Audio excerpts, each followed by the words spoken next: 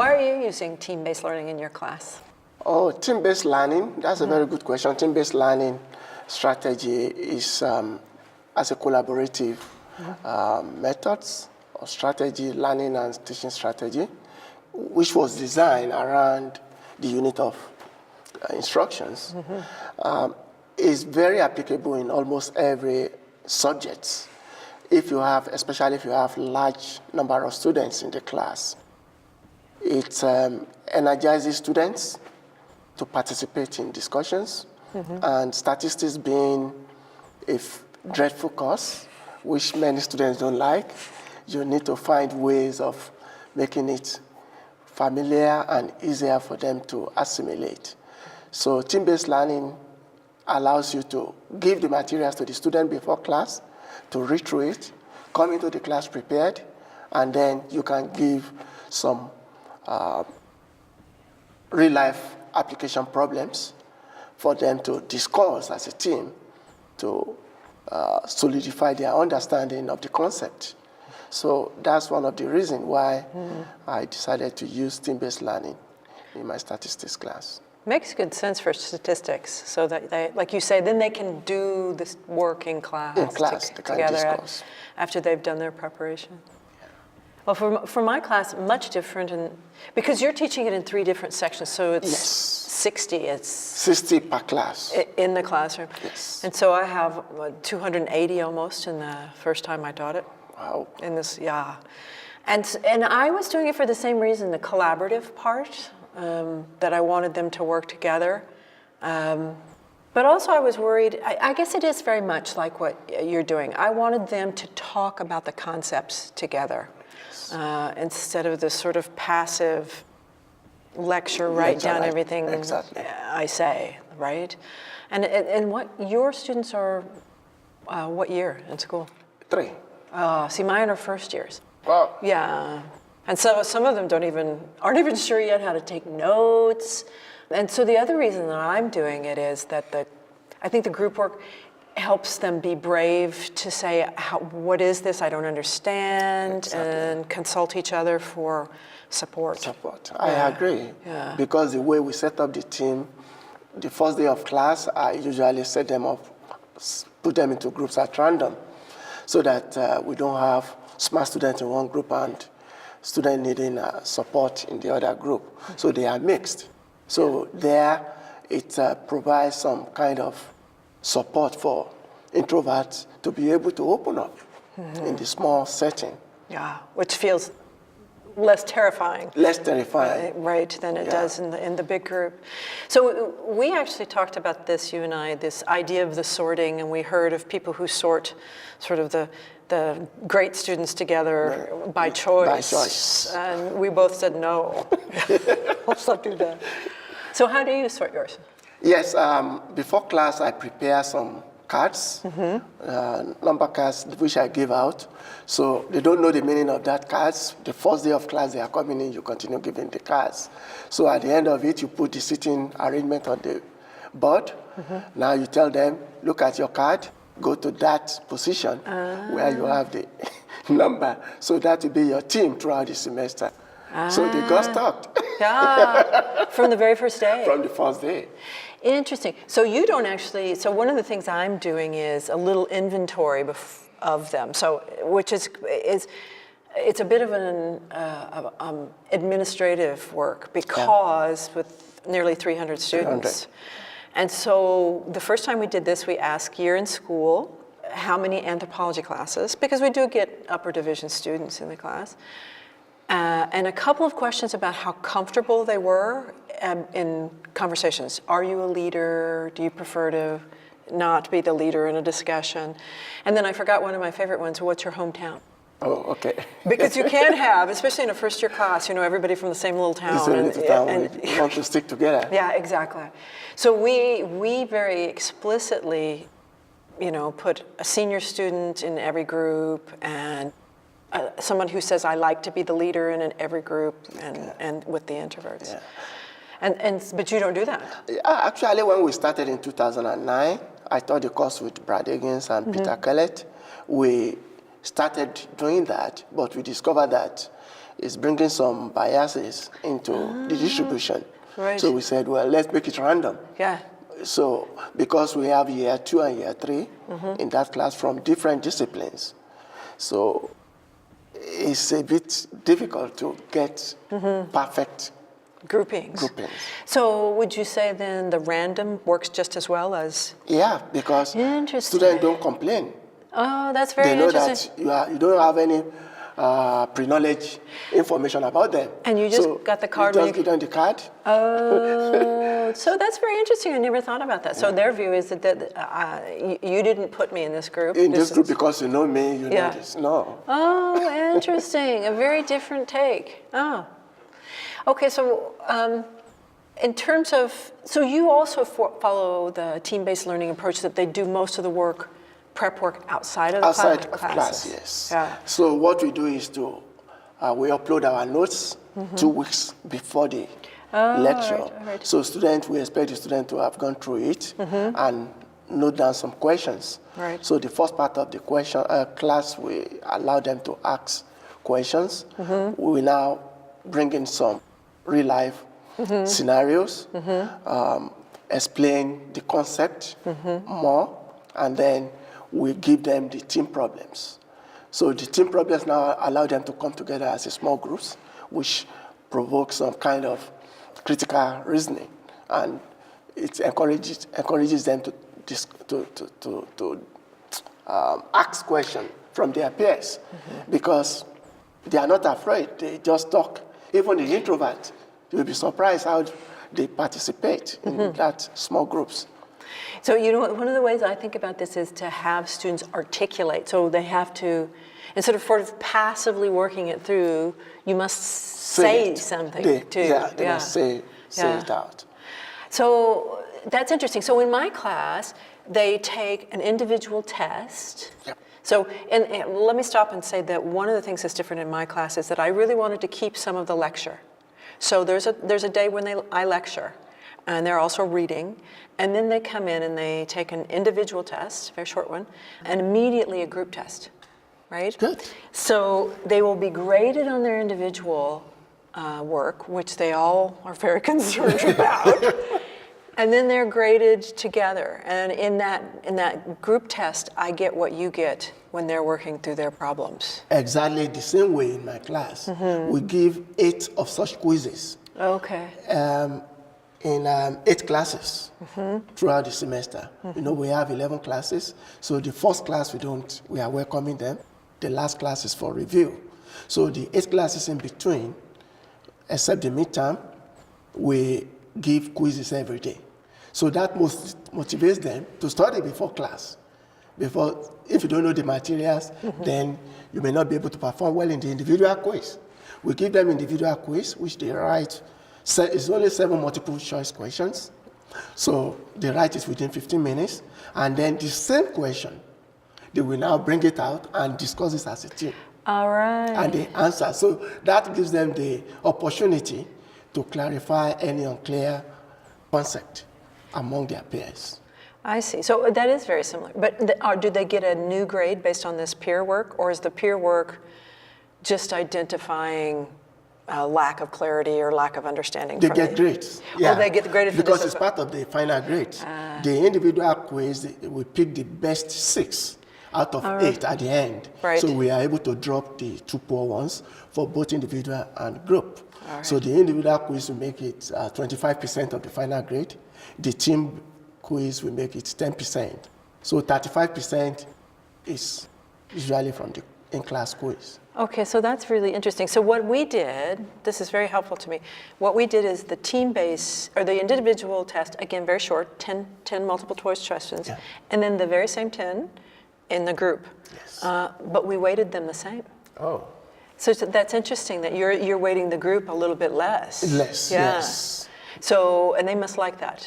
Yeah, because that's where the individual quiz now will prompt them to study, because you know it's way more than the team quiz. The team quiz will still help them to bring up their grade, but you have to perform yourself.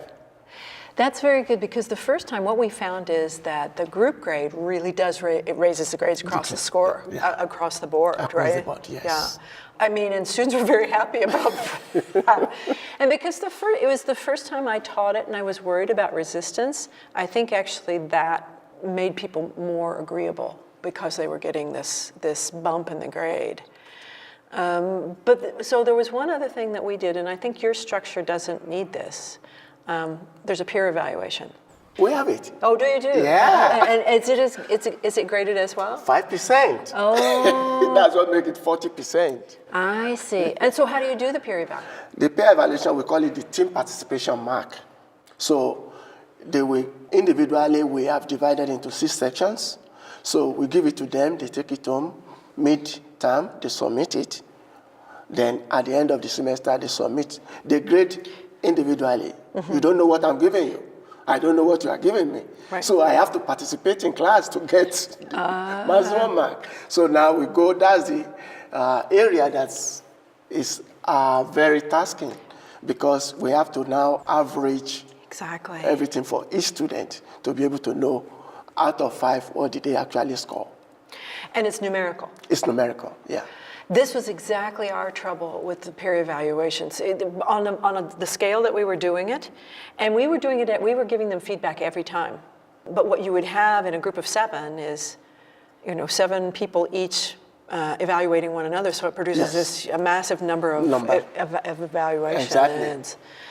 And so this is really interesting to me. I think that that's critical because it deals with free riders, especially in my class. So if let's say you didn't do the work, you don't care about your individual grade very much because you know the group grade will help you. But then your colleagues can say, but they didn't read, they didn't come prepared, they were not useful. Exactly. So I think that that's very important. Yeah. So that's one way of coming over that kind of complaint, because they note, all the members know that 5% is small, but it will still help or affect your grade. Right. So they still put in the effort to make sure they are, and we try to discourage bullying, because the introvert tries to suppress, and the extrovert tries to suppress the introvert. So we make them realize that you must always allow everybody to contribute before you give your final answer to the class. That's very good. So one of the things that we tried, I'd like to hear how this worked since you've done it so much longer than I have. We gave them roles. Now, these are younger students, yes, first class. Yeah, first class on the university for many of them.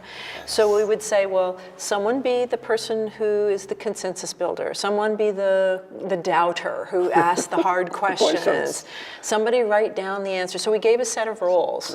And one of the things that I didn't do, which I will do more of this time, was follow up with that. So we found later in the semester that some teams had followed that right on through, and they had gotten very good at it. So one team, for example, reported, there was a young man who reported he would ask the hard questions. Even if he agreed with the answer they'd achieved, his view was, I have to give you the devil's advocate, right? No, this is why you're wrong there. And then we found other groups had sort of moved away from that. In part, though, I'm saying that because the question of bullying is an issue. And again, for first years. How to make sure that there isn't someone who's not getting their suppressing the other's contribution. Yes, that's a very good idea. I think I would try that. We don't assign role. We only allow the team to appoint a spokesperson in every class to answer because when we give them the exercise, they discuss, I'm only facilitating. I will only be going around to answer questions if there is any. But I think it's good to assign role that somebody will be noting down, somebody will be the devil advocate to ask the difficult questions, and somebody will be I think that is good. That's something I'm gaining now. Yeah, I think what I said late in the semester is, why don't you all change roles now? Yes. Because I think that one of the things is that people go for their strengths, but you need to sort of balance it. Or also unsettle them. Okay, so you've been great at being the leader. Let's let the soft-spoken person be the person this time who's going to build a consensus, right?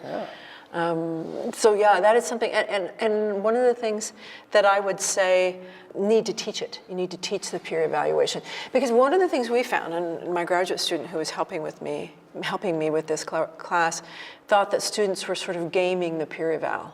You want me to do a peer evaluation? Sure, everybody did well. In other words, I'm not going to spend any time on it, right? And then if we all agree in our group that we're all giving each other perfect mark. And so, but the problem is they would get angry with each other for not doing the work. And so you need to sort of say, the peer evaluation is how you communicate. Exactly. I would like you to do a little bit more. Yeah. That is why we use it in the midterm to correct if there is any problem in the teams. So when they are free to write their comments about individuals for the midterm evaluation. So as I mentioned before, the first class, we use it to clarify, to do housekeeping and tell them why they need to participate, why they need to prepare, why they need to be active in class, because everything counts towards their final grade. So they know that from the beginning. Yeah. So they take it seriously. So the issue of if there are people who are not performing up to expectation, the midterm, that will be corrected, because we now call them individually to address the situation. Oh, very good. I see. I've followed this. There's I think it's Texas Tech University in the United States. They have a website devoted to this, and so they have some materials about the team-based learning. Yeah. Yes. And one of their suggestions is to do these numerical peer evals every time, but then to do longer narrative ones. Okay. And the point of that is the student can say things that the professor might not. And this actually worked out for us. We only did it once because administratively it was a lot of work. It's a lot of work. But the students would say, we really like what you have to say. We wish you said more. In a couple of cases, we wish you were in class more. And I think that actually would motivate a student to have a colleague say, we'd like to see you. We'd like to see you more, yes. Mm-hmm. Yeah. As part of the housekeeping completed in the first half of the first class, we encourage them to exchange emails so that if they don't see any member, they can easily come. What's the problem? We didn't see you in class. So they can follow up. Mm-hmm. So if that fellow is the type who is not serious, just looking for a pass grade, then they know what to do when the time for evaluation comes. Yeah. So it makes our job easy. It does. But the numerical value to estimate the average takes a long time to cover, because even TA cannot do it to your satisfaction. Yeah. So I do sit with it myself to accumulate it and follow it up. I was going to say, because I'm going to ask you in a minute about what are the toughest parts of this, but before I do that, I just want to add to what you said, which is the other reason I wanted to use this in an interclass is that those groups become their social network of support. Supports. Yeah. And especially as they're new and navigating campus, you can say, and if there's an older student, where is this bookstore everyone talks about? What do you mean academic advising? Where shall I go? So I think that can be very helpful in that way. That's good. So other than the peer evals, what's been the challenge for? The challenge that I face often is my accent. Sometimes they will say, you speak too fast. So after taking the ISW workshop, I've improved a lot because I speak slowly now. They were able to get it. And I'm planning to introduce the blended learning materials into the course, in which they will listen to, apart from reading the note, they will listen to the voice and the audio. They will listen to the audio before coming to class. I see. So even if I'm discussing anything, it's not new to them. They already know it. Mm-hmm. So they have to ask questions. Mm-hmm. And there are test yourself questions in the new blended learning materials, which I want to try this semester and see if it's going to work. Mm-hmm. But one of the problems that I often get again is sitting arrangement. They don't like to be moved around the class. It's true. They have their places. If you fall into that, you will see some people sitting at the back of the class throughout the semester. They will get nothing. So they always kick against, you don't move us around the class. I said, no, it's part of the team-based learning. You have to try and change your seat. so that you can do this together. We saw the same thing in this big classroom. Students who once in groups, they would stay in groups.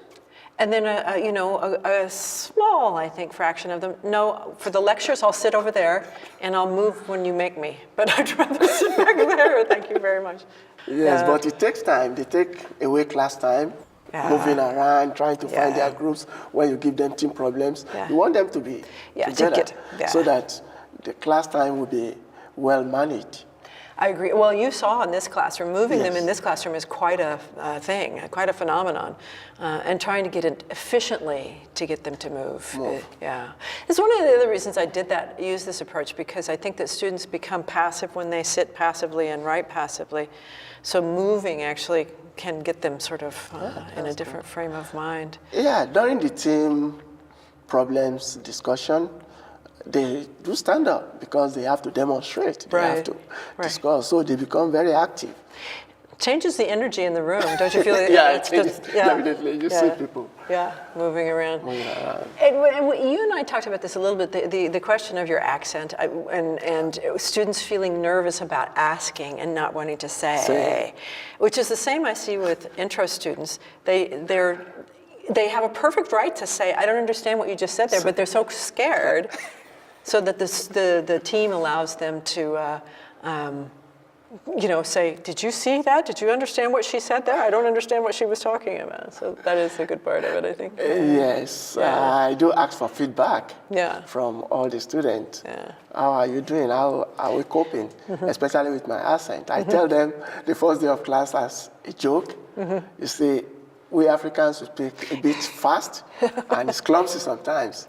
If you don't get it, stop me. Ask question. Yeah. Ask question. That's the only way I can know that you are not following. Yeah. So. Yeah, we talked about this a little bit. I think that sometimes, especially if you have not traveled very much in your own life. Exactly. It becomes very difficult. That's right. But the thing to do is not to say, I cannot understand. The thing to do is to ask if you don't understand. Yeah. Exactly.